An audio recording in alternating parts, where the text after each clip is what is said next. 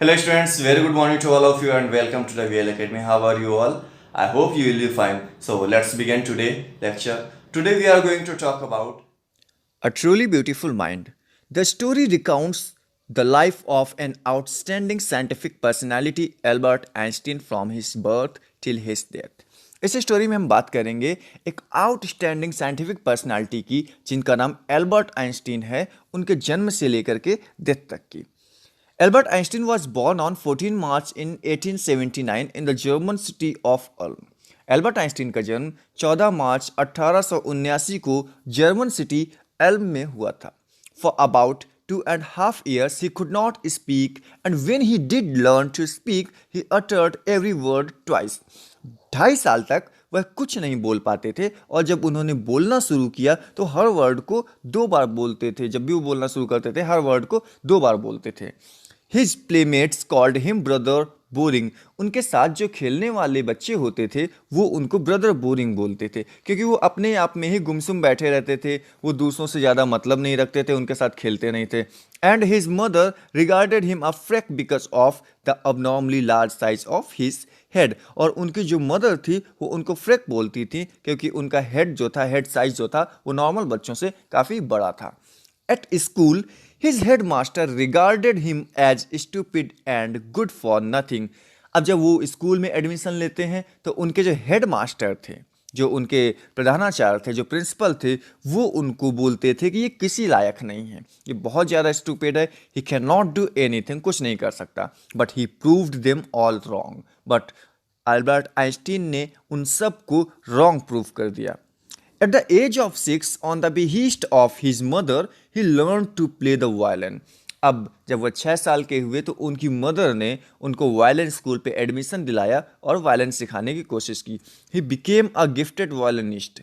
वह एक gifted violinist बन गए। गिफ्टेड वायलिनिस्ट क्या होता है? मीन्स गिफ्टेड मीन्स जैसे बोलते हैं ना कि लोग ये गॉड गिफ्टेड है, ठीक है, कि इसे बचपन से ही सारी चीज़ें अपने आप आती हैं, तो वो गिफ्टेड वायलिनिस्ट बन गए। At the age of 15 his family shifted to Munich. जब वह 15 साल के थे तो उनकी फैमिली म्यूनिक में शिफ्ट हो गई। He did not feel at ease with the strict regimentation of the school and left it for good. वहाँ पर उन्हें मज़ा नहीं आया, वहाँ पर वो ठीक फील नहीं कर रहे थे, तो उन्होंने स्कूल को लेफ्ट कर दिया। Later on for higher education he joined the university at Zurich because the atmosphere there was more liberal and amendable to new ideas and concept. नए आइडियाज़ और कॉन्सेप्ट के लिए जो ज्यूरिक का एटमॉस्फियर था, ज्यूरिक यूनिवर्सिटी का जो atmosphere था, वो बहुत ज़्यादा लिबरल था, वो बहुत बढ़िया था। He showed more interest in physics and mathematics. उन्होंने अपना इंटरेस्ट फिजिक्स और मैथमेटिक्स में शो किया।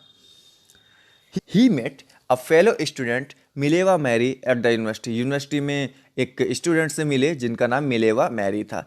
Equally intelligent and clever. वह उतना ही होशियार थी जितने कि आइंस्टीन और क्लेवर भी थी। Later on they married. बाद में उन्होंने शादी कर ली एंड हैड 2 सन। और उनके 2 बच्चे थे। But unfortunately their marriage did not survive and were divorced in 1919। लेकिन दुर्भाग्य से उनकी शादी जो थी वो सरवाइव नहीं कर पाई और 1919 में उन लोगों का डाइवोर्स हो गया। After completing his education, Albert worked as a technical expert in the patent office at Bern. जब उनकी स्टडी कंप्लीट हो गई तो एल्बर्ट आइंस्टीन ने पेटेंट ऑफिस में वर्क किया। Here he worked secretly of his idea on relativity. और यहाँ पर वह सीक्रेट तरीके से अपने आइडिया पर वर्क कर रहे थे जिसका नाम था relativity. In 1915 he published his paper on special theory of relativity followed by the world famous equation. अब 1915 में आइंस्टीन ने दुनिया का सबसे फेमस फॉर्मूला शो किया सबके सामने, जिसका नाम था E=mc²। In 1915, he published his paper on general theory of relativity, which gave an absolutely new definition to concept of gravity. This theory made him a famous figure. 1915 में उन्होंने paper में एक थ्योरी पब्लिश की जिसका नाम था theory of relativity, which give an absolutely new definition of concept of gravity, जिसने कि कॉन्सेप्ट ऑफ ग्रेविटी को एक नई definition they the. This theory made him a famous figure. और इस थ्योरी ने उनको एक फेमस पर्सनालिटी बना दिया। In 1919, during the solar eclipse, his theory came out to be accurate and revolutionized physics. In 1933, he immigrated to USA as Nazis had come to power in Germany. अब इसके बाद क्या हुआ, ये 1933 को यूएस में शिफ्ट हो गए और वहाँ पर जो नेजिस्ट थे वो जर्मन में पावर में आ गए. He did not want his finding and research to be used for distractions. लेकिन वो ये नहीं चाहते थे कि उनके जो रिसर्च है वो किस चीज़ में यूज हो, वो डिस्ट्रैक्शन में यूज हो, वो वॉर के लिए यूज हो, वो दुनिया की शांति भंग करने के लिए यूज हो. In 1938, when Germany discovered the principle of nuclear fission, he was the first person to write to the American president about the danger of the atomic bombs. अब क्या हुआ कि जैसा वो शांति प्रिय थे तो वो नहीं चाहते थे कि कोई भी इस तरह की प्रॉब्लम क्रिएट हो.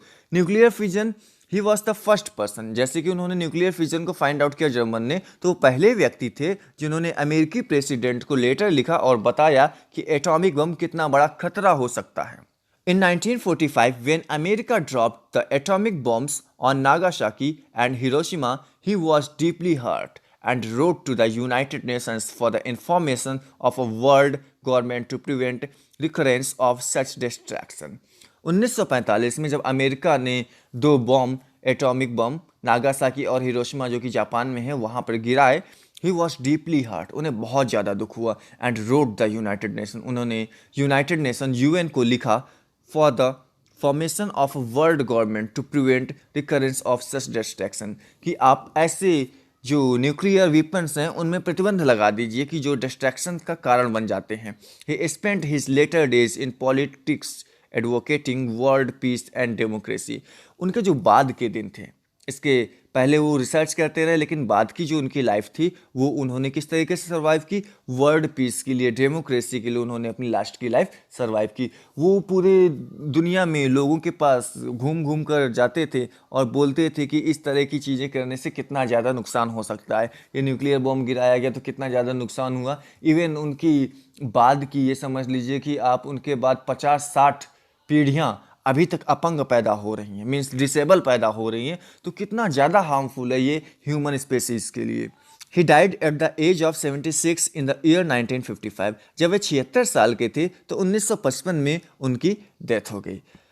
आइंस्टीन को बहुत सारे अवार्ड मिले, उनको बहुत सारे अवार्ड दिए गए, किस लिए, वर्ल्ड पीस के लिए, दुनिया में शांति कायम रखने के लिए उनको बहुत सारे अवार्ड दिए गए. He was a great scientist. वह एक महान साइंटिस्ट होने के साथ साथ वह एक शांत प्रिय व्यक्ति भी थे. वह कभी नहीं चाहते थे कि इस तरह का कोई भी डिस्ट्रैक्शन हो किसी भी साइंटिफिक तरीके से. तो ये आपका चैप्टर था a truly beautiful mind. I hope you got the chapter in a good condition.